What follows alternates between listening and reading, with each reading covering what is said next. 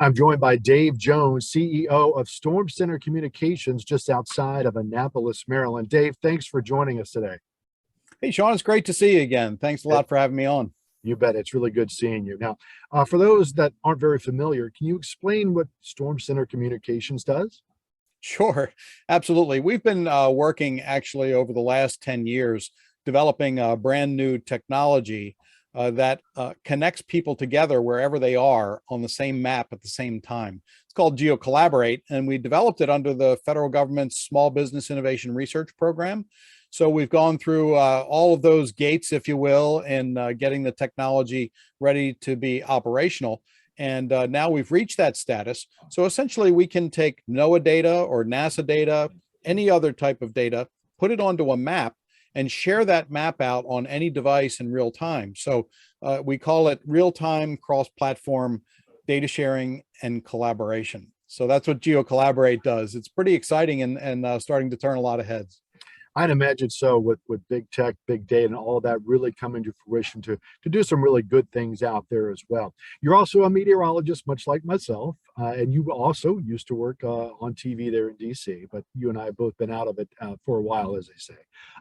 But let's talk a little bit about the satellite launch yesterday, the GOES-T satellite, which is part of the GOES-R series. You're probably a little more involved in the data than I am day to day.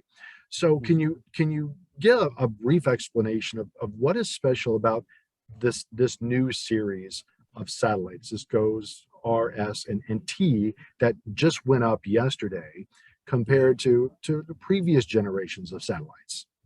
Yeah, that's a great question, Sean, because when you put up new satellites, when NOAA and NASA work together to put up a new series of satellite systems, it has advanced technology on it.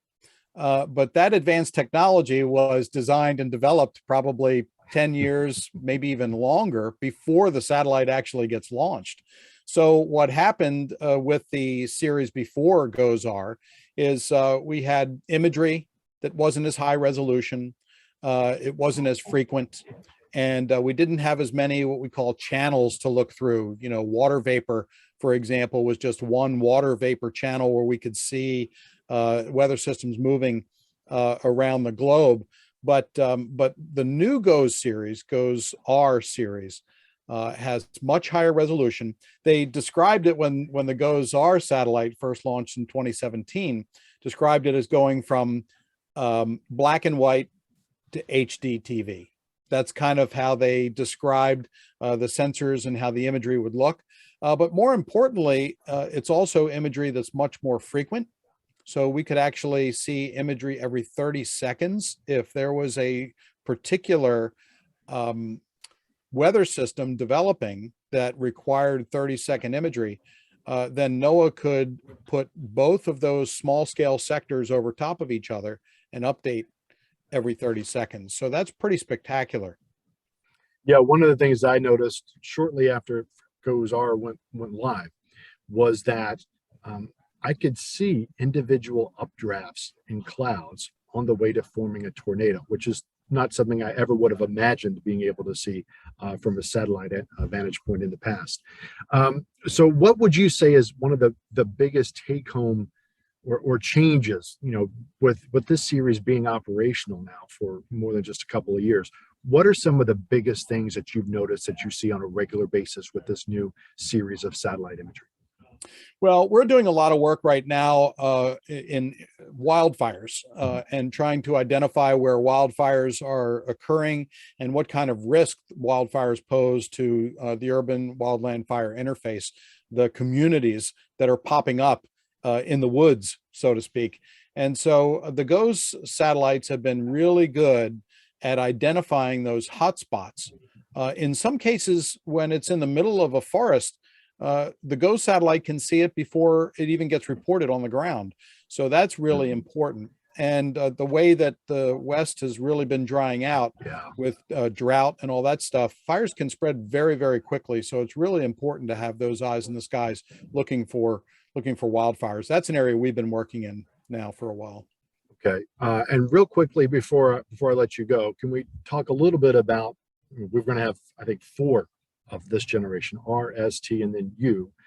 When does the fourth one go up? Do you remember offhand?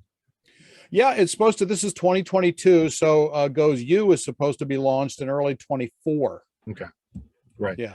And why? And can you explain to people why four of them? Because right now the classic idea is you have one over the East Coast and one over the West Coast. So why four in this case?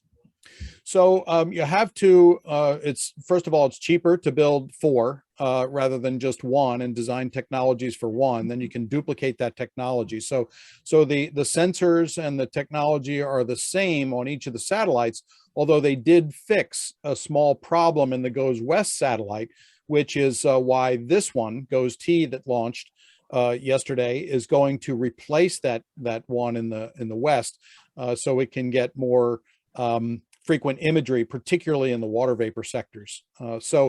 Those satellites have a design life of maybe about 10 to 12 years.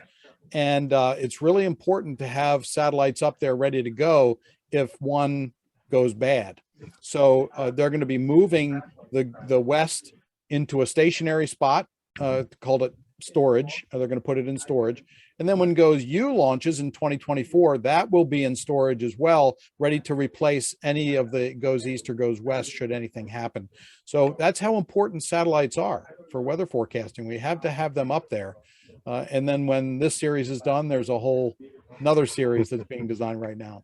So do you know much about the next series, about what kind of things we could expect in the next decade? Yeah, so I've been a part of some of the workshops that NOAA and NASA have put on. It's called, this series is called GOES, the GOES-R series. The next series is called GEO-XO. And so they're really looking to see now, what do decision makers need? What do responders need for wildfires? What do coastal managers need? How do we monitor the changes in our coastal environment?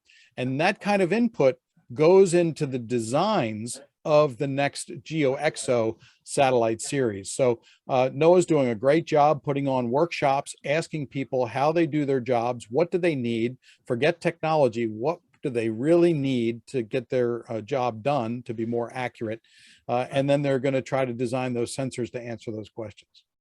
Oh, it's so exciting. I mean, when GOES-R went up and for the first time we were able to see lightning from space, from the satellite vantage point. That was very exciting, not have to only rely on ground sensors. So it's just more exciting all the time to get new information, new data to improve forecast and also improve conditions down here on the ground on Earth as well. Dave, thank you very much for spending some time with me today. I appreciate it. Oh, you're welcome, Sean. Thanks a lot for having me. Have a good rest of the day.